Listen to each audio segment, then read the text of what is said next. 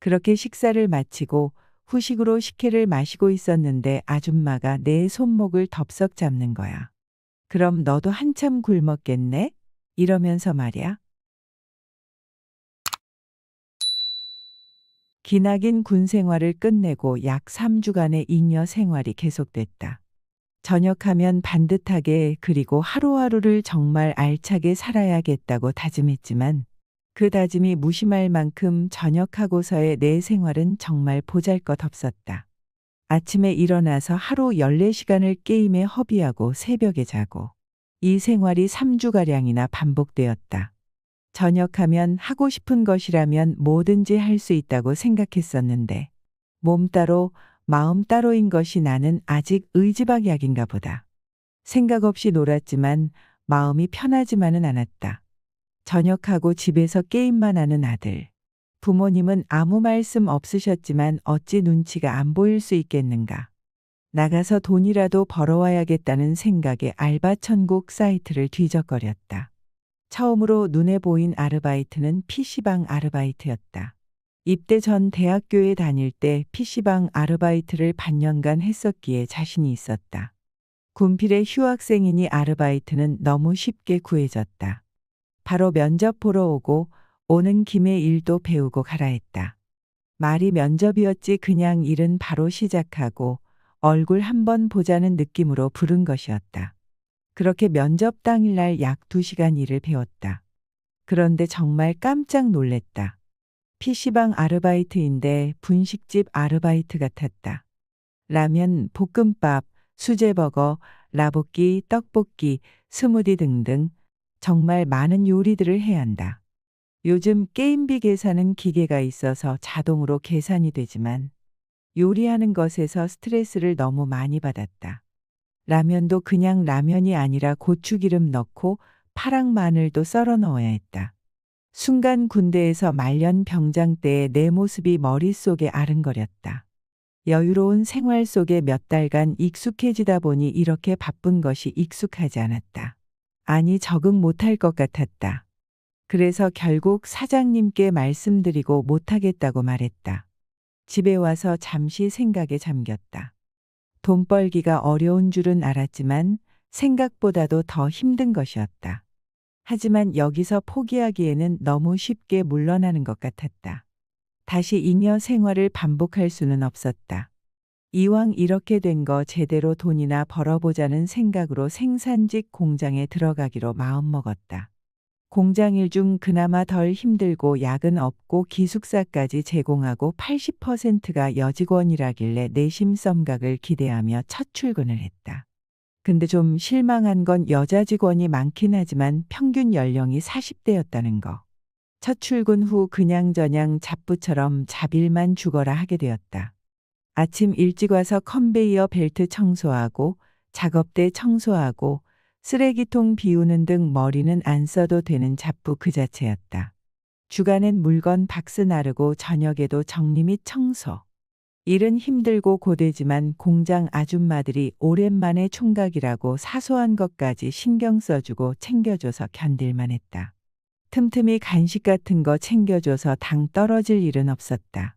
근데 유독 잘 챙겨주는 정숙이란 아줌마가 한 명 있었는데 그분은 내 식사에 지대한 관심을 보였는데 젊을 때 잘 먹고 다녀야 한다며 밥 잘 사주는 아줌마였다. 공장서 만난 아줌마들 대부분 가정이 있고 애도 있고 생업전선에서 뛰는 분들이셨는데 그분은 남편과 사별하고 초등학교 다니는 아들과 살고 있다고 했다. 남편이 트레일러 기사로 일하다가 암으로 돌아가셨다고.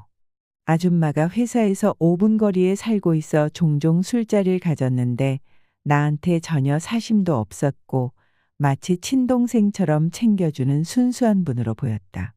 그때까지만 해도 아줌마에게 전혀 경계심 따윈 없었죠. 그러던 어느 날, 내 근무가 비번인 날이었는데 밖엔 겨울인데 겨울비가 내리고 기숙사에 혼자 있으니 기분도 다운되어 우울해하고 있을 때 정숙 아주머니에게 톡이 왔다. 정태 씨, 뭐 하고 있어? 기숙사에서 TV 보고 있어요. 아줌마, 무슨 일이세요? 점심 안 먹었으면 같이 먹자고. 시간 되면 우리 집으로 와. 라면으로 대충 끼니를 때우려던 참에 잘 됐다고 같이 먹기로 하고 그녀 집으로 갔는데 내가 좋아하는 닭도리탕을 했다는 거다.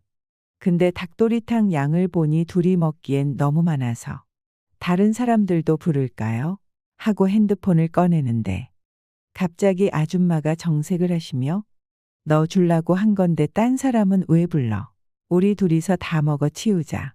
하시는데 그때부터 뭔가 좀 이상하게 느껴졌다. 어쨌든 이상한 느낌은 뒤로 하고 열심히 먹고 있었는데 애인은 있느냐? 마지막 연애는 언제였냐? 자꾸 내 연애사에 대해 물어보는 거야. 갑자기 뒷골이 싸해지기 시작했죠. 내가 아무리 여자를 좋아해도 애 딸린 과부는 좀 아니잖아. 그렇게 식사를 마치고 후식으로 식혜를 마시고 있었는데 아줌마가 내 손목을 덥석 잡는 거야. 그럼 너도 한참 굶었겠네? 이러면서 말야. 평소 순박한 꽃님이 같던 아줌마가 돌변해서 야시시하게 쳐다보며 그러는데 그때부터 멘탈이 완전 붕괴되기 시작했네요. 여기서 아줌마를 밀쳐내면 당장 내일부터 서먹해져 공장일 하기가 껄끄러워질 테고 이대로 말려들면 말로만 듣던 기둥서방 같은 신세가 되는 건 아닌가 하고 불안하더라고요. 그러다 결국 일이 벌어졌죠. 오늘 집에 아무도 없다고 애는 외할머니 집에 가서 내일 온다고 하는 겁니다. 그러더니 자기도 양심은 있다고 진지하게 사귀는 건 말이 안 되는 소리고 가벼운 연애 정도는 괜찮잖아. 이러길래 나도 모르게 네 라고 대답하고 말았습니다. 안녕하세요. 저는 23살 대학생입니다. 전역하고 석 달간 빈둥거리다가 한 달 동안 칼바람 나랑만 700판. 이건 도저히 사람 사는 게 아니다 싶어 돈이라도 벌어보자는 마음으로 공장에 취직하게 되었습니다. 보통 젊으면 30대 중반 50대 아줌매들까지 근무하고 있었네요. 젊은 아줌마라 해봤자 30대 중반이지만 보통 젊은 아줌마들은 아침 오후 5시까지 하고 퇴근하고 악착같이 돈 버는 아줌마들은 야간 근무도 빡세게 해서 400 넘게도 땡겨가더라고요. 그런데 젊은 아줌마 중에서 얼굴도 곱상하게 생겼는데 야간까지 하는 사람도 종종 있었어요. 그 중에 한 명이 영숙 아줌마였죠. 외벌이라서 열심히 벌어야 한다나. 나랑 15살 넘게 나이 차이가 났지만 그래도 둘이 있을 때는 누나라고 부르면서 항상 점심 식사를 함께 먹으러 다녔죠. 이상하게 나이 많은 아줌매들이랑 잘 못 어울리더라고요. 어느 날 금요일이었는데 그날은 잔업이 없는 날이라며 나랑 술 한잔 하자는 거예요. 닭도리탕 사건 이후 둘 사이가 엄청 서먹할 때였거든요. 그래서 고깃집에서 술 마시면서 이런저런 이야기를 나누었죠. 공장의 생산직으로 오게 된 사연이나 남편과 사별하게 된 이야기 등. 그녀도 원래 필라테스 학원 운영하다가 시원하게 말아먹고 전업주부로 살다 사별 후 공장에 들어온 거랍니다. 이후 나 소주 2병, 누나 1병 반 정도 마셨는데 누나가 정신을 못 차리는 겁니다. 결국 그녀를 들쳐업고 식당을 나와 그녀 집으로 갔습니다.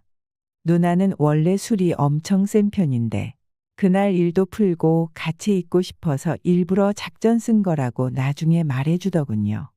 그렇게 우리는 금요일마다 함께 시간을 보내며 데이트를 하는 루틴이 만들어졌습니다. 결국 엔조이가 되어버린 거죠. 처음에는 여러 가지 죄책감이나 잡생각들로 머리가 복잡하더군요. 임신이라도 하면 어쩌나. 내가 이래도 되는 건가 등등으로요. 하지만 시간이 지날수록 함께 있으면 즐겁고 합도 굉장히 잘 맞고 그러니 더 자주 만나고 싶어지는 겁니다. 혹시 저처럼 시작해서 정식으로 연애하게 된 분들 있나요?